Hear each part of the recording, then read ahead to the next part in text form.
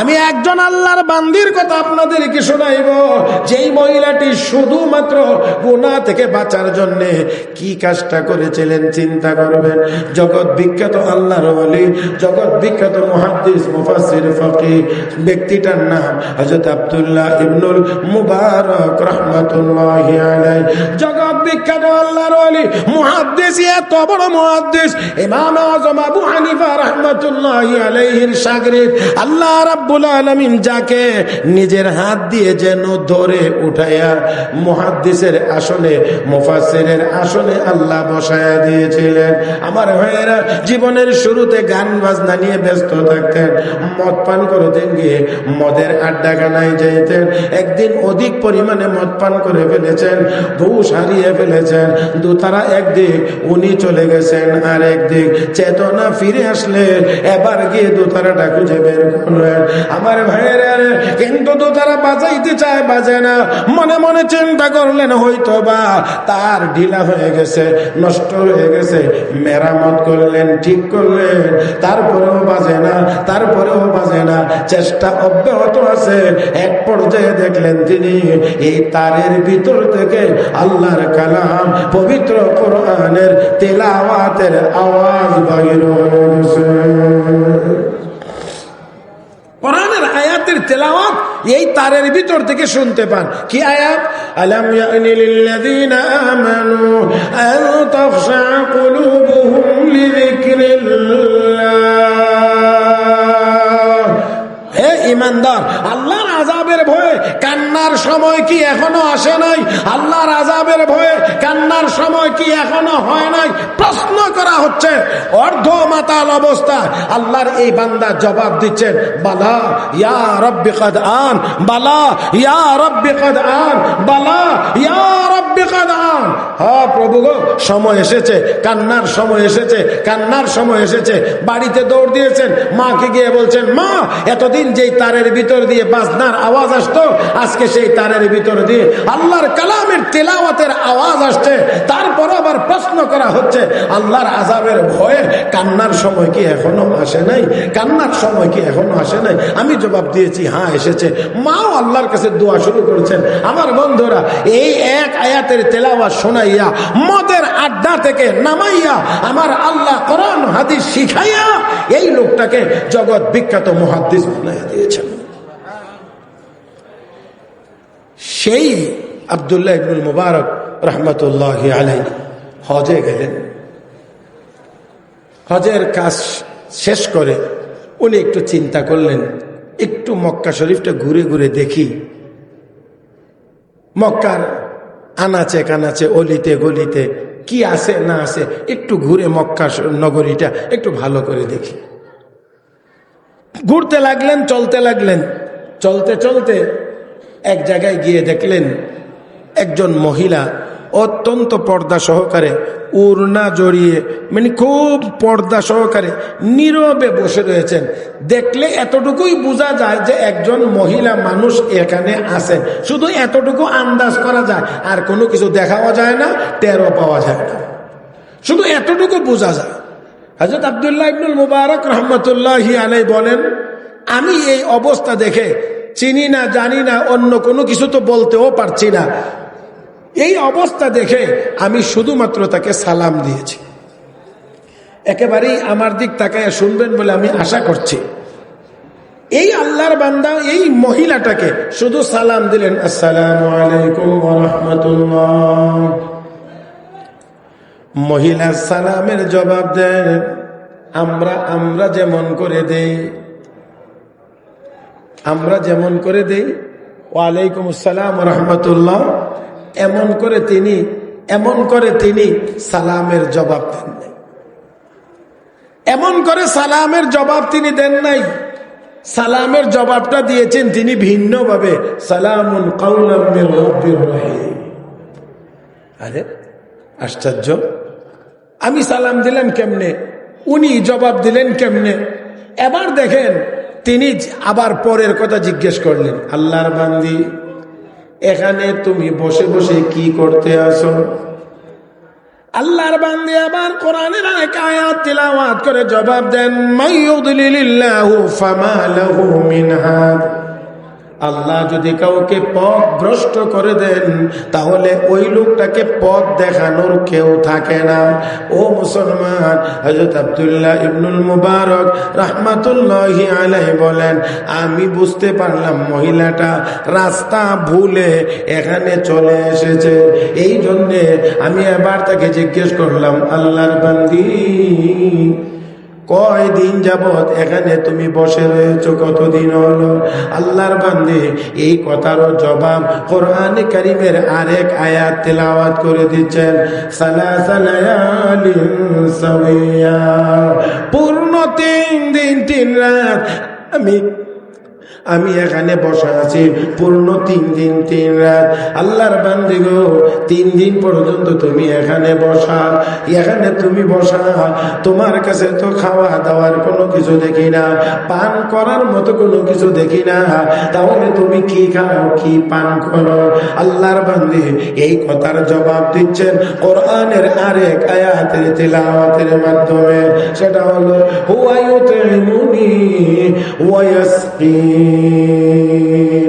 তিনি মানে আল্লাহ আমাকে খাওয়ান, আল্লাহ আমাকে পান করান। লক্ষ্য করে দেখেন, উনি যেমন করে প্রশ্ন করে না কেন, জবাব কিন্তু আসে কোরআনের আয়াতের তিলাওয়াতের মাধ্যমে। জোরে কোন আল্লাহু আকবার। উনি জিজ্ঞেস করেন স্বাভাবিক ভাবে, আর উত্তর দেয় আল্লাহর বান্দি, ওই মহিলা জবাব দেন কোরআনের আয়াতের তেলাওয়াতের মাধ্যমে। জিজ্ঞেস করলেন, আল্লাহর বান্দি, কি তোমার ঠিকানা? কোথায় থেকে আসলা? কোথায় তুমি যাইতে চাও? আল্লাহর বান্দি প্রশ্নের জবাবে কোরআনের আরেক আয়াতের তিলাওয়াত করে শোনান, সুবহানাল্লাযী আসরা বিআবদি লাইলাম মিনাল মাসজিদিল হারাম মিনাল হারাম ইলাল মাসজিদিল আকসা الذي باركنا حوله لنريه من آياتنا إنه هو السميع البصير।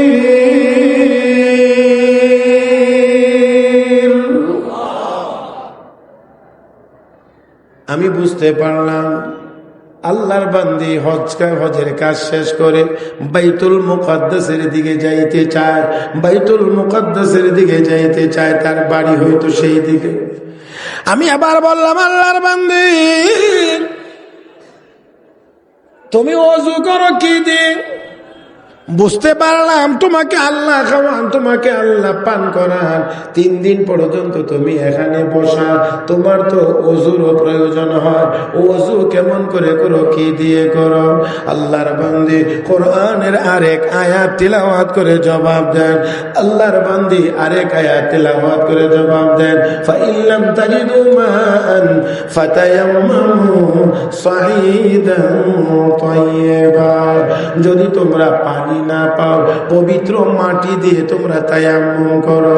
বুঝতে পেরেছি আল্লাহর বান্দি ওযুর কাজ তায়াম্মুম দিয়ে সারে। এবার আমি বললাম, ও আল্লাহর বান্দি, আমার কাছে কিছু খাবার আছে, চাইলে তুমি খেয়ে নিতে পারো। আমার কাছে কিছু খাবার আছে, চাইলে তুমি খেয়ে নিতে পারো।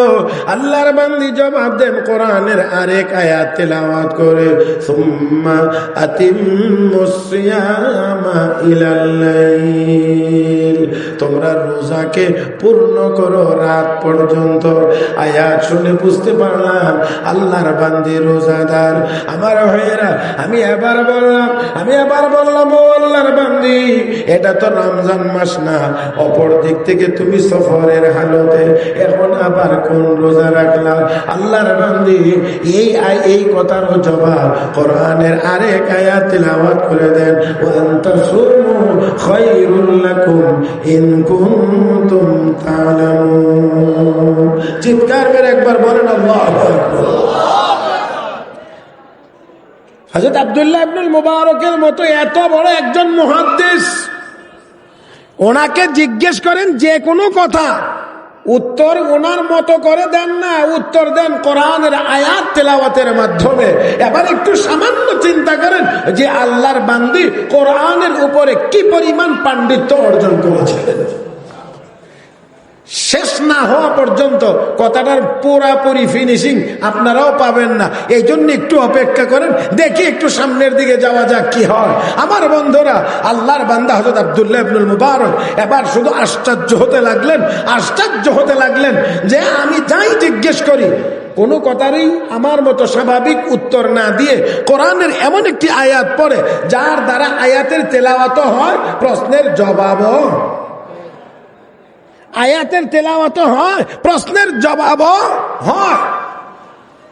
প্যারে হাজিরে, এবার হযরত আব্দুল্লাহ ইবনুল মুবারক রাহমাতুল্লাহি আলাইহি জিজ্ঞেস করলেন, আল্লাহর বান্দি তোমার বংশ পরিচয় কি?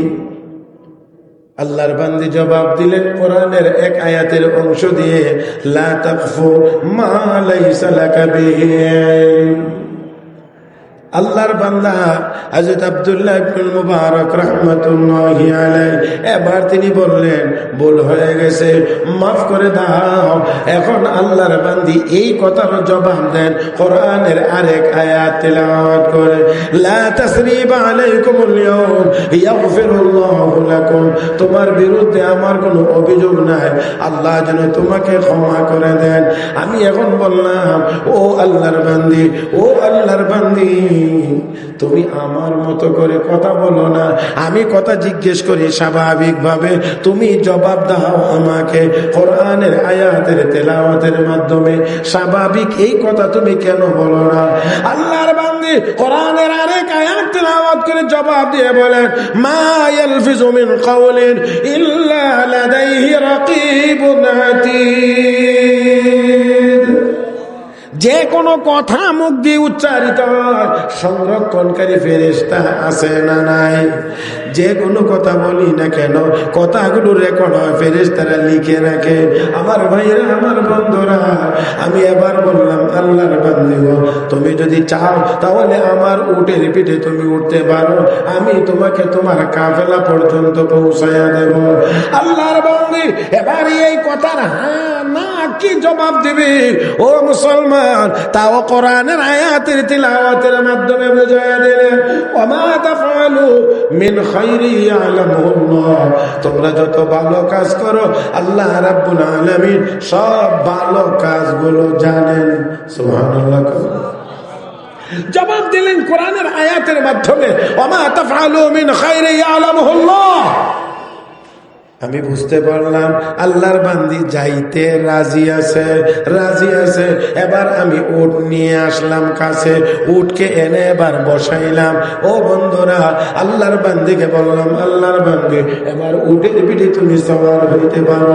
উটের পিঠে সওয়ার হওয়ার জন্য গেলে আল্লাহর বান্দি যখন উঠতে চাইল, এবার ওই উট একটু মেজাজ গরম করে দৌড় দিয়েছে। মহিলাটি পরে একটু ব্যথা পেয়েছে।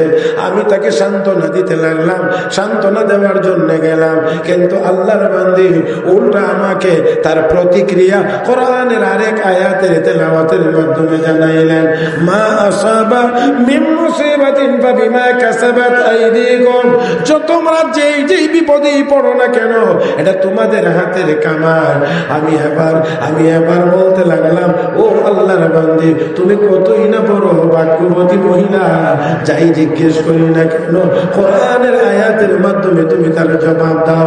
আল্লাহর বান্দি এই কথাটারও প্রতিক্রিয়া জানাইছেন কোরআনের আরেক আয়াতের তেলাওয়াতের মাধ্যমে, ওমা ইয়াযাক্কারু ইল্লা উলুল আলবাব। বুদ্ধিমানেরাই কেবল এ থেকে নসিহত গ্রহণ করে, শিক্ষা গ্রহণ করে। আমার ভাইরা, আমার বন্ধুরা, হযরত আব্দুল্লাহ ইবনুল মুবারক রাহমাতুল্লাহি আলাইহি বলেন, আমি আবার বলতে লাগলাম, আল্লাহর বান্দি একটু ধৈর্য ধরো, আমি আবার উটটাকে নিয়ে আসতেছি, শক্ত করে আমি বেঁধে দেব। তুমি উটের পিঠে সওয়ার হইবা। এবার উট নিয়ে আসলাম, উট এনে আমি আবার সুন্দর করে বসাইলাম, ধরে রাখলাম। আল্লাহর বান্দি এবার উটের পিঠে সওয়ার হইলেন, আমিও সওয়ার হইলাম। মহিলা পিছনে, আমি সামনে। এবার উট দাঁড়িয়ে গিয়েছে, মহিলা ওই উঠে উঠার উটের পিছনে মানে বাহনে চড়ার দোয়া পড়লেন, সুবহানাল্লাযী সাখখারা লানা হাযা ওয়া মা কুন্না লাহু মুকরিনিন ওয়া ইন্না ইলা রাব্বিনা লামুনকালিবুন। চিৎকার মেরে আল্লাহু আকবার। আমার ভাইরা, আমার বন্ধুরা, আল্লাহর বান্দা এই দোয়া পড়লেন, পরে আবার চুপ, নীরব। আর আমি সামনে বসে উট চালাইতে লাগলাম। এই উট চালাইতে গিয়ে দ্রুত গতিতে চালানোর জন্য আমি জোরে জোরে চিৎকার করতেছি, জোরে জোরে চিৎকার করতেছি, আর অত্যন্ত দ্রুত গতিতে উট চালাইতে আসি।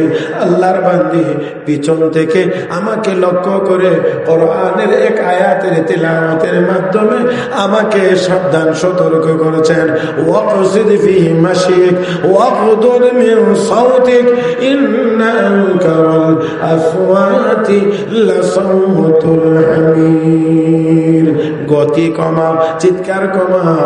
আওয়াজের মধ্যে সবচেয়ে নিকৃষ্ট আওয়াজ হলো গাদার আওয়াজ। আমি আবার চুপ হয়ে গেলাম, নীরব হয়ে গেলাম। এত জোরে জোরে আমি আর উঠো চালাই না, আমি জোরে জোরে চিৎকার করি না, তবে আস্তে আস্তে গুনগুন করে আমি এবার শের আশার পড়তে লাগলাম, শের আশার পড়তে লাগলাম, আর উট চালাইতে লাগলাম। আল্লাহর বান্দি আমাকে এবারও কোরআনের এক আয়াত তিলাওয়াত করে আমাকে সতর্ক করে বলেন, ফাকরাউ মা তায়াসসারা মিনাল কুরআন। শের আশার পরে লাভ কি? কোনো সওয়াব নাই। কোরআন থেকে যা জানো তা তিলাওয়াত করো। আল্লাহু আকবার। এত বড় মুহাদ্দিস হযরত আব্দুল্লাহ ইবনে মুবারক রাহমাতুল্লাহ আলাইহি কেমন করে সতর্ক করছেন, গতি কমাও, আওয়াজ চিৎকার কমাও, এবার গুনগুন করে শের না পড়ে কোরআনের আয়াত তিলাওয়াত করো, ফাকরাউ মা তায়াসসারা মিনাল কুরআন। আমি এবার একদম আশ্চর্য হয়ে রইলাম। এবার শেরও বন্ধ, চিৎকারও বন্ধ, উট চালাইতে লাগলাম। এক পর্যায়ে আমি জিজ্ঞেস করি, আল্লাহর বান্দি, তোমার কি কোনো স্বামী আছে নাকি? আল্লাহর বান্দি কত জবাব দেন কোরআনের আরেক আয়াতের তিলাওয়াতের মাধ্যমে। আল্লাহর বান্দি আমাকে লক্ষ্য করে বলছেন, লা তাসআলু আন আশিয়া ইন তুবদা লাকুম তাসুকুম। এমন বিষয়ে প্রশ্ন করিও না যা জানলে তোমাদের অমঙ্গল হবে। আমি একদম চুপ হয়ে গেলাম, মনে মনে নিয়ত করলাম আর কোনো কথাই জিজ্ঞেস করব না, একেবারে কাফেলা পর্যন্ত পৌঁছার আগে। এবার চলতে চলতে সামনে দেখা গেল এক কাফেলা। আমি ডাক দিয়ে বললাম, আল্লাহর বান্দি, কাফেলার ভিতরে তোমার আত্মীয় স্বজন কে আছে? মহিলা আবার কয়, আল মাল ওয়াল বানুন জিনাতুল হায়াতিদ দুনিয়া। সন্তান সন্ততি, মাল দৌলত, দুনিয়ার সৌন্দর্য। বুঝতে পারলাম এই কাফেলার ভিতরে তার সন্তানেরা রয়েছে। আমি আবার জিজ্ঞেস করলাম, ও আল্লাহর বান্দি, এই কাফেলার ভিতরে তোমার সন্তানেরা কি দায়িত্ব পালন করে? দেখেন কি কি প্রশ্ন করে, কেমনে উত্তর দেয়, একটু খেয়াল করলে ভালো বুঝে আসবে। এই কাফেলার ভিতরে তোমার সন্তানেরা কি দায়িত্ব পালন করে? আল্লাহর বান্দে জবাব দেন কোরআনের আয়াতের মাধ্যমে, ওয়া আলামাত ওয়া বিন নাজমি হুম ইয়াহতাদুন।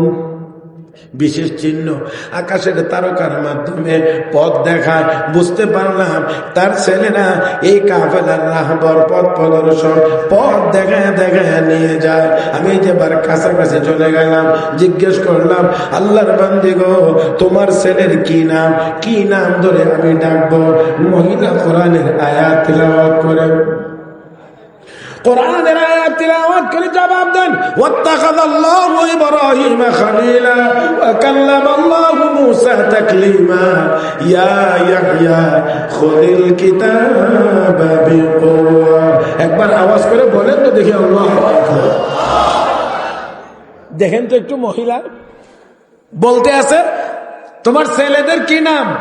3 জায়গা থেকে কোরআনের 3 আয়াতের অংশ তেলাওয়াত করেছেন। আমার মনে হয় তর্জমার প্রয়োজন হয় নাই, আপনারাও বুঝতে পেরেছেন এই 3 অংশে 3 জনের নাম আছে।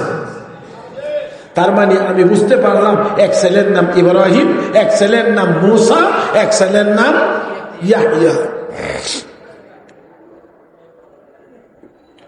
আমি বুঝতে পারলাম। এবার কাছে গেলাম, ডাক দিলাম, ইয়া ইব্রাহিম, ইয়া মূসা, ইয়া ইয়াহইয়া। ডাক দিতেই পূর্ণিমার চাঁদের মতো উজ্জ্বল চেহারা সম্পন্ন 3 জন যুবক আমার কাছে চলে এসেছে। আমি তাদের মাকে যখন দেখাইলাম, এবার তারা তাকে রিসিভ করেছে, গ্রহণ করেছে। গ্রহণ করলে এক জায়গায় তারা হয়েছে। এবার ওই মহিলা তার সন্তানদেরকে লক্ষ্য করে বলছেন, ফাবআসু আহাদাকুম বিওয়ারিকিকুম হাযিহি ইলাল মাদিনা ফালইয়ানজুর আইয়ুহা আযকা তাআমা ফালইয়াতিকুম বিরিজকিন মিন। তোমাদের একজনকে কিছু টাকা দিয়ে বাজারে পাঠাও, কিছু হালাল মাল কিনে আনার জন্য। একজন চলে গেল বাজারে, সামান্য কিছু নিয়ে আসলো খাবারের বস্তু। আমার সামনে আল্লাহর বান্দি ওই খাবার পর্দার ভিতর থেকেই পরিবেশন করে আমাকে আবার কোরআনের আয়াতের মাধ্যমে খাওয়ার আহ্বান জানাচ্ছে। ডাক দিয়ে বলতে আছেন, কুলু ওয়াশরাবু হানিআন বিমা আসলাফতুম ফিল আইয়ামিল খালিয়া। আল্লাহর বান্দা, এখান থেকে কিছু খাওয়া দাওয়া করো, কিছু পান করো। হযরত আব্দুল্লাহ ইবনুল মুবারক রাহমাতুল্লাহি আলাইহি বলেন, আমি আবার ওই ছেলেদেরকে, যুবকদেরকে বললাম, যুবকেরা, ততক্ষণ পর্যন্ত আমি খাবারে অংশগ্রহণ করব না যতক্ষণ পর্যন্ত এই মহিলার আসল হাকিকত আমি জানতে না পারবো। যুবক 3 জন ডাক দেখো, হুজুর এই মহিলা আমাদের মা, মহিলা আমাদের মা। আমাদের মা যেই দিন থেকে জানতে পেরেছেন মা ইয়ালফিযু মিন কাওলিন ইল্লা লাদাইহি রাকীবুন আতীদ, তোমাদের জবান দিয়ে যা বের হয় তা সংরক্ষণ করা হয়, ফেরেশতারা সংরক্ষণ করে। ওই দিন থেকে আমাদের মা কথার মাধ্যমে যেন কোনো গুনাহ যেন না হয়ে যায়, কথার মাধ্যমে যেন কোনো গুনাহ না হয়ে যায়। এই জন্য ওই দিন থেকে নিয়ে আজ পর্যন্ত 40 বছরের ভিতরে আমাদের মা কোরআনের আয়াতের তেলাওয়াত ছাড়া আর কোনো কথা বলেন না। 40 বছরের ভিতরে কোরআনের আয়াত ছাড়া আর কোনো কথা না। যে কোনো কথা বললেই কোরআনের এমন এক আয়াত তেলাওয়াত করে যে আয়াতের তেলাওয়াতের দ্বারা তেলাওয়াত হয়, আবার কথার সমাধানও হয়ে যায়। ও মুসলমান, একটু চিন্তা করেন, সামান্য একটু মানে যদি একটু চিন্তা করেন তাহলে দেখবেন যে একজন আল্লাহর বান্দি শুধুমাত্র কথার গুনাহ থেকে, মানে কত কথাই তো আমরা বলি, কথার ভিতরে কোনো গুনাহ যেন না হয়, এ থেকে বাঁচার জন্য 40 বছরের ভিতরে স্বাভাবিক কোনো কথা বলে নাই, যাই বলেছেন কোরআনের আয়াতের তেলাওয়াতের মাধ্যমে বলেছেন। প্যারে হাজিরিন, শুধুমাত্র এখানে লক্ষণীয় বিষয় হলো গুনাহ থেকে বাঁচার জন্য কত সতর্ক ছিলেন, 1। আর 2 নাম্বার হলো এইভাবে করে যে কোনো কথার জবাব কোরআনের কোনো না কোনো আয়াত বা আয়াতের অংশের মাধ্যমে জবাব দিতে পারতে গেলে কি পরিমাণ যোগ্য হওয়া লাগে সেটাও তো অবশ্যই চিন্তার বিষয়। সেজন্য এখানে সাথে আরেকটা কথা আপনাদের খেদমতে আরজ করতে চাই। আমার ভাইরা, ওই আল্লাহর বান্দি কোরআনের উপরে সেই গভীর জ্ঞান অর্জন করেছিলেন বলেই তো এই গুনার কাছ থেকে বাঁচতে পেরেছিলেন। কোরআনের আয়াতের তেলাওয়াতের মাধ্যমে দৈনন্দিন সকল কাজের সকল সমস্যার সমাধান করতে পেরেছিলেন। এই জন্যে আমাদের মেয়েদেরকেও তো কোরআন পড়ায়া যোগ্য বানানোর দরকার নাই না আছে?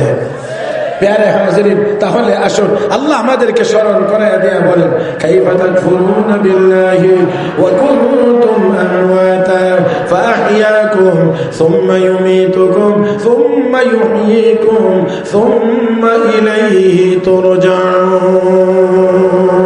হে বান্দা বান্দি, গুনার কাজ কেমন করে করো, কেমন করে করো, কোন এক করে, কোন যোগ্যতায়, কোন যুক্তিতে করো? তুমি তো ছিলে না দুনিয়াতে, আমি আল্লাহ তোমাকে বানাইছি, আমি আল্লাহ তোমাকে দুনিয়াতে পাঠাইছি।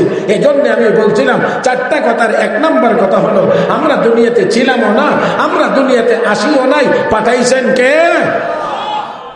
আল্লাহ পাঠাইছেন। কেন পাঠাইছেন? আল্লাহর গোলামি করার জন্য।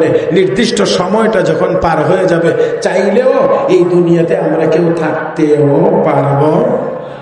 বলেন না একটু আওয়াজ করে, থাকতে পারবো? চলে যাইতেই হবে, চলে যেতেই হবে।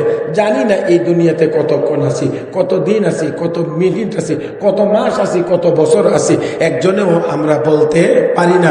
জানেন একমাত্র আল্লাহ। এই যে জানি না কতক্ষণ আছি দুনিয়াতে, তারপরেও দুনিয়ার পিছনে এমন ভাবে দৌড়াইতে আসি, মনে হয় যেন কয়েক হাজার বছর আমরা দুনিয়াতে বাঁচবো। আমাদের কার্যক্রম দেখলে অনেকটা এমনই মনে হয়। আমার ভাইয়েরা, আল্লাহ বলেন সুম্মা ইউমীতুকুম, বান্দা দুনিয়াতে যাওয়ার পরে আমার সবকিছু ভুলে গিয়েছো, আমার দেওয়া নাজ ও নিয়ামত ভুলে গিয়েছো, নাফরমানিতে লিপ্ত হয়েছো, দুনিয়ার পিছনে পড়ে গেছো, তো মনে রাখো সুম্মা ইউমীতুকুম, তোমাকে আবার মৃত্যু দেওয়া হবে। মৃত্যু সত্য, অনিবার্য, অবধারিত, কিন্তু জানা নাই কত মিনিট পরে হবে মওত। আমার ভাইরা, 2 মিনিট আগে জীবিত, 2 মিনিটের পরে একজন মানুষ মৃত। আমি মনে করি 2 মিনিট না, আমার আল্লাহ চাইলে আরো কম সময়ের মধ্যেও মৃত্যু হইতে পারে, নাকি পারে না? মুহতারাম হাজিরিন, দুনিয়াতে বেঁচে থাকাটা অনিশ্চিত, মওত সুনিশ্চিত। আমি খুব বড় করতে পারবো না, সেই জন্যে সংক্ষেপেই বলছি। হযরত জিবরিল আলাইহিস সালাতু ওয়াস সালাম মানুষের সুরতে নবীর কাছে একদিন আগমন করেছিলেন সাহাবা একরামের মজলিসে। হাদিসের কিতাব সমূহ এই হাদিসকে হাদিসে জিবরিল নামে ডাকা। হযরত জিবরিল নবীর খেদমতে আগমন করেছিলেন একেবারেই একজন অপরিচিত মানুষের সুরতে। একেবারে নবীর নিকটে গিয়ে অনেকগুলো প্রশ্ন করেছিলেন। এর মধ্যে একটা প্রশ্ন ছিল, আখবিরনি আনিস সাআ, হে নবী আপনি বলুন কিয়ামত কখন হবে, আমাকে এই সম্পর্কে একটু জানান, কিয়ামত কখন হবে। এখানে একটু কথা মনে রাখতে হবে, কিয়ামত 2 প্রকার, একটাকে বলা হয় কিয়ামতে সুগরা, আর একটাকে বলা হয় কিয়ামতে কুবরা। একটা ছোট কিয়ামত আর একটা বড় কিয়ামত। আমার বন্ধুরা, জগৎ 2টা, একটা বড় জগৎ, একটা ছোট জগৎ। সারাটা পৃথিবী এটাকে আলমে কুবরা বলা হয়, বড় জগৎ। আর প্রত্যেকটা মানব দেহ এক একটা আলাদা জগৎ, ছোট জগৎ, আলমে সুগরা। এই আলমে সুগরার কিয়ামতের নাম মওত, আর আলমে কুবরা সারাটা দুনিয়া ধ্বংস হয়ে যাওয়ার নাম আমরা বুঝি কিয়ামত। তাই আসুন, আখবিরনি আনিস সাআ, কিয়ামত কখন হবে এটা আমাকে একটু বলেন। নবী জবাব দিলেন, মাল মাসউলু আনহা বিআলামা মিনাস সাইল, তুমি প্রশ্নকারী যেমন জানো না, যাকে প্রশ্ন করেছো তিনিও তার চেয়ে ভালো জানেন না কিয়ামত কখন হবে। কিয়ামত কখন হবে এটা একমাত্রই কে ভালো জানেন? আরো জোরে, কে জানেন? ইন্নাল্লাহা ইনদাহু ইলমুস সাআ ওয়া ইউনাজ্জিলুল গায়থ ওয়া ইয়ালামু মা ফিল আরহাম ওয়া মা তাদরি নাফসুন মাযা তাকসিবু গাদা ওয়া মা তাদরি নাফসুন বিআইয়ি আরদিন তামুত ইন্নাল্লাহা আলীমুন খাবীর।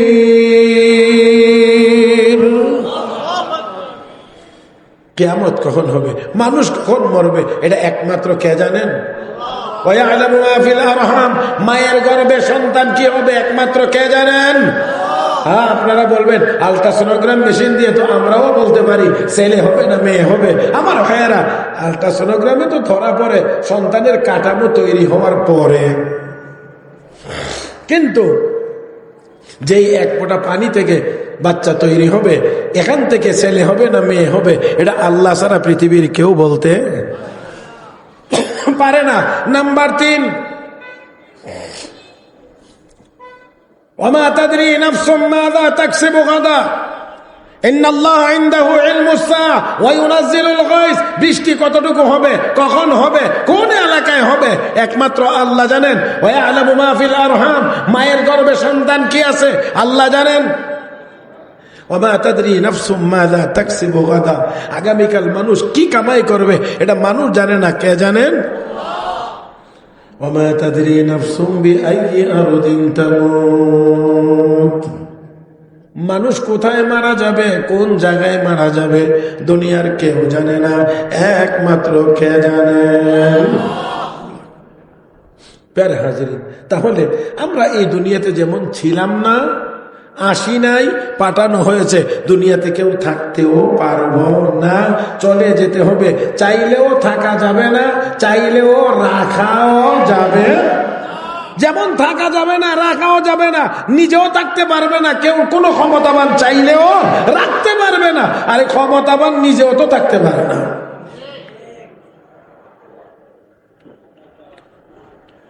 তাহলে দুনিয়াটা থাকার জায়গা, কথা বলে, দুনিয়া থাকার জায়গা না, এটা চলে যাওয়ারই জায়গা, দুনিয়া ছেড়ে চলে যাইতে হবে আমার ভাইয়েরা।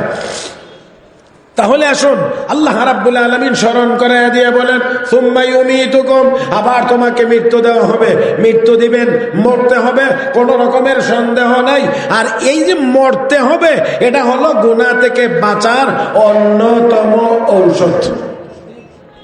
قال رسول الله صلى الله عليه وسلم إن هذه القلوب تصدأ كما يصدأ الحديد إذا أصابه الماء قيل وما جلاؤها يا رسول الله قال كثرة ذكر الموت وتلاوة القرآن।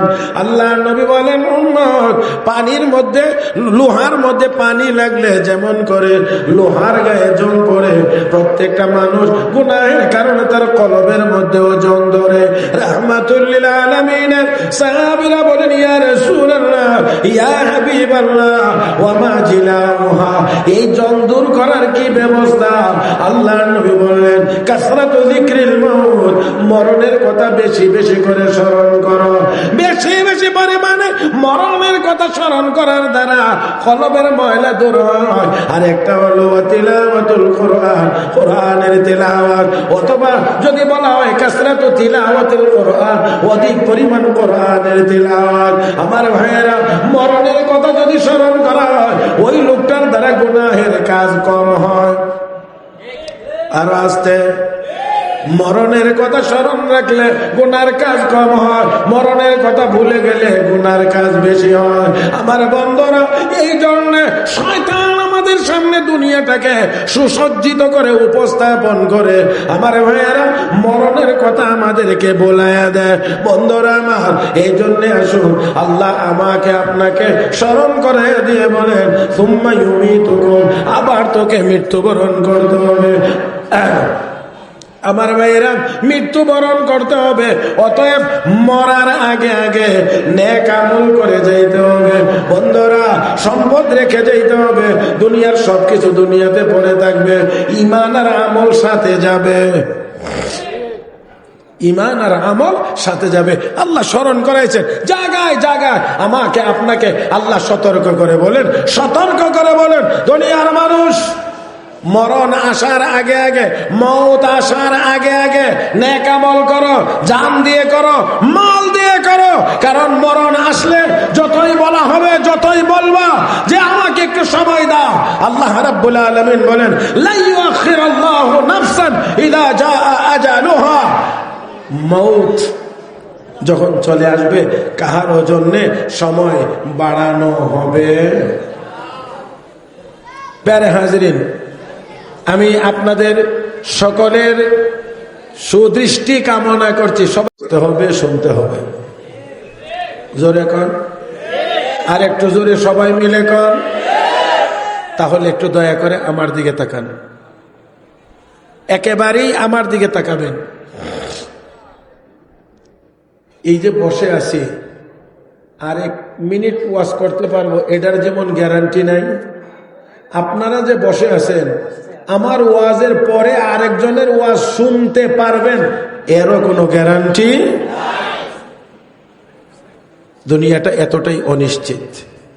পরবর্তী মেহমান বুঝতে পারছি চলে আসবেন অল্প সময়ের মধ্যেই, এজন্যে আমি আর কথা লম্বা করে আপনাদেরকে কষ্ট দেব না, বিরক্ত করব না। তবে অবশ্যই আমার কথাটা একেবারেই কম সময়ে একটা স্টেশন পর্যন্ত নিয়ে যাওয়ার জন্য আমি চেষ্টা করছি। প্যারে হাজরিন, তো দুনিয়াতে ছিলাম না, আসি নাই। জি জি, যত তাড়াতাড়ি হুজুরকে প্রস্তুত করে নিয়ে আসবেন আমার জন্য ততই ভালো হবে।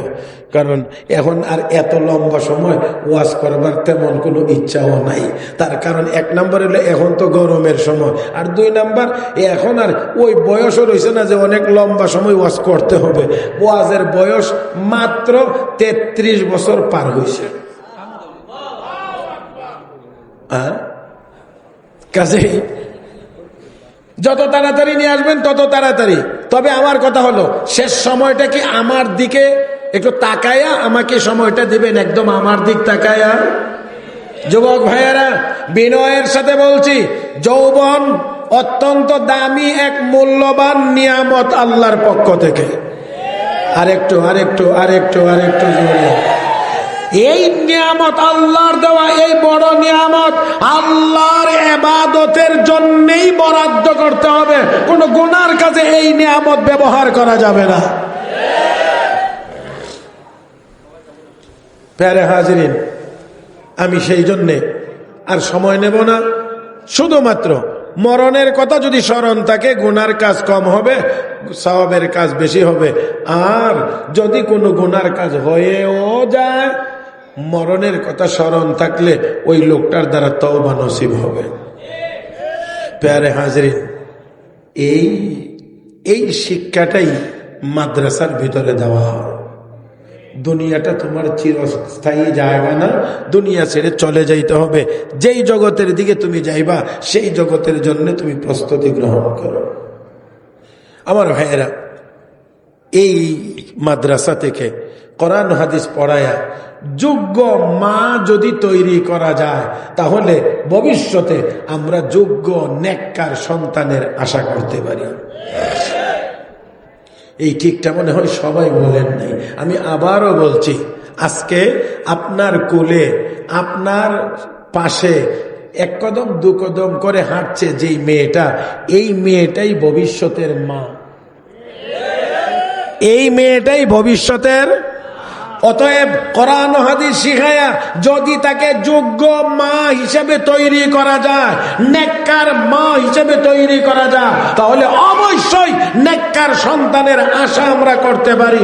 বড়ই হতাশার কথা, আজকে দেশে মহিলার অভাব নাই, কিন্তু নেককার মার বড় অভাব। আমার ভাইয়েরা, সেই নেককার মা তৈরি করার জন্যই এই মহিলা দাওরায়ে হাদিস মাদ্রাসা। আজকে এই সময়ে আমার মনে হয় প্রত্যেকটা দিনই প্রতিষ্ঠানের পেছনে আমাদেরকে অবশ্যই অবশ্যই পাহারাদারের ভূমিকা পালন করতে হবে। ভাইয়ারা আমার, যেখানে যেখানে দিনই প্রতিষ্ঠান আছে, এই প্রতিষ্ঠানের পিছনে আমাদেরকে পাহারাদারের ভূমিকা পালন করতে হবে, যাতে করে এই প্রতিষ্ঠানগুলো দাঁড়িয়ে থাকে, এই মাদ্রাসার কাজ চলমান। আমি আপনাদেরকে বলে বুঝাইতে পারবো না। আমার মনে হয় আপনারা আমার চাইতে অনেক বেশি ভালো জানেন এই মাদ্রাসার কি প্রয়োজন, এখন কোন অবস্থায় আছে, আমার চেয়ে আপনারা ভালো জানেন। আমার বন্ধুরা, আজকে দুনিয়াতে আছি, কালকে থাকবো না। ও মুসলমান, ছিলাম না, থাকবো না। অতএব এমন করেই যাইতে হবে যাতে করে কবরে যাওয়ার পরে আমার আপনার জন্য অশান্তির ফয়সালা না হয়, শান্তির ব্যবস্থা যেন হয়। হযরত সাহাবায়ে কেরাম রিদওয়ানুল্লাহি তাআলা আলাইহিম আজমাইন, তারা যেমন করে জান দিয়ে আল্লাহর ইবাদত করেছেন, মাল দিয়েও তারা আল্লাহর ইবাদত করেছেন। আমার বন্ধুরা, আমরাও সেই সাহাবায়ে কেরামের অনুসারী, যোগ্য অনুসারী হতে চাই। যেমন করে জান দিয়ে আল্লাহর ইবাদত করব, আমরা মাল দিয়েও আল্লাহর ইবাদত করব। রাজি না ইনশাআল্লাহ? সবাই রাজি না ইনশাআল্লাহ? আল্লাহ সবাইকে তৌফিক দান করুন। মুহতারাম হাজরিন, একটা সময় এমন আসবে যখন সম্পদ পড়ে থাকবে, কিন্তু আমি আর আপনি খালি হাতে চলে যাইতে হবে। দেখেন, কবরে যখন চলে যাব তখন আর অন্য কোনো কিছু দিয়ে কোনো উপকারে আসবে না। উপকারে আসবে ওইটাই যেটা আপনার হাতে আপনি আল্লাহর রাস্তায় খরচ করে যাবেন, নিজের হাতে নিয়ে যায়। এই জন্য আল্লাহ রাব্বুল আলামিন আমাকে আপনাকে স্মরণ করায় বলেন, وأنفقوا مما رزقناكم من قبل أن يأتي أحدكم الموت فيقول رب لولا أخرتني إلى أجل قريب فأصدق وأكن من الصالحين ولن يؤخر الله نفسا إذا جاء أجلها والله خبير بما تعملون।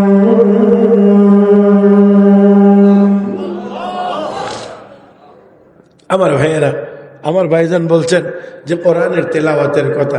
আসলে এই এলাকা হযরত কারি সাহেব হুজুর রহমতুল্লাহ আলাইহির এলাকা, এখানে আসলে আমার সাহস খুব কম হয় যে একটু বেশি পরিমাণে যে তেলাওয়াত করি। এটা আমার খুব ভয় লাগে, কারণ এটা এমন এক ব্যক্তির এলাকা যেই ব্যক্তি যিনি কোরআন তেলাওয়াত করলে আমাদের বুজুর্গদের জবানে শুনছি অনেকেই বলতেন যে মনে হয় কোরআন এখন নাজিল হইতে আছে।